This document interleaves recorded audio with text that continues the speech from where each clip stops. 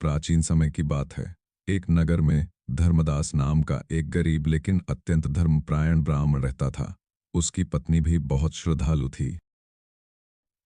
दोनों भगवान श्री विष्णु और माता लक्ष्मी की भक्ति करते थे, लेकिन गरीबी के कारण उनका जीवन बहुत कठिनाई से बीतता था। एक दिन एक महात्मा उनके घर आए।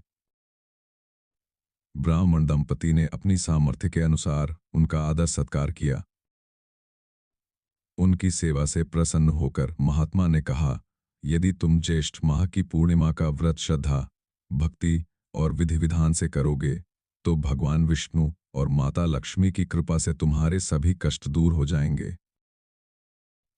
महात्मा के बताए अनुसार दोनों ने ज्येष्ठ पूर्णिमा के दिन प्रातःकाल पवित्र स्नान किया, स्वच्छ वस्त्र धारण किए और भगवान श्री विष्णु, माता लक्ष्मी तथा चंद्रदेव की पूजा की।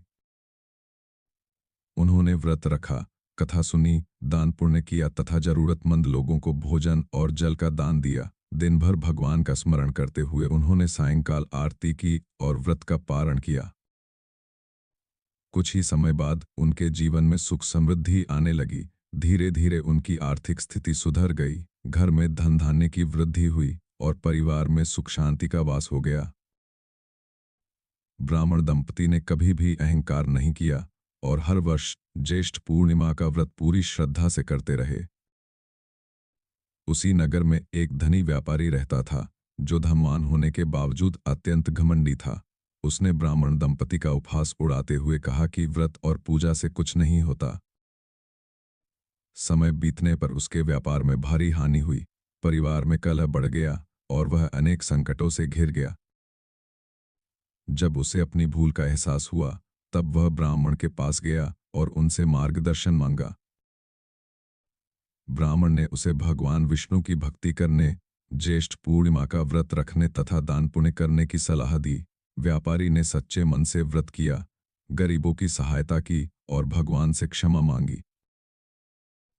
भगवान की कृपा से उसके जीवन के कष्ट भी धीरे धीरे समाप्त होने लगे और उसके घर में फिर से सुख, शांति और समृद्धि लौट आई।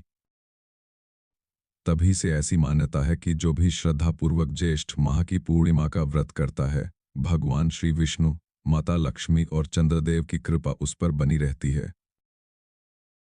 उसके जीवन के दुख दर्द दूर होते हैं, परिवार में सुख शांति आती है, धन धान्य की वृद्धि होती है तथा मनोकामनाएं पूर्ण होती हैं। दीर्घ विराम। इति श्री ज्येष्ठ पूर्णिमा व्रत कथा संपूर्ण। बोलिए भगवान श्री विष्णु भगवान की जय, माता लक्ष्मी जी की जय, ज्येष्ठ पूर्णिमा व्रत की जय।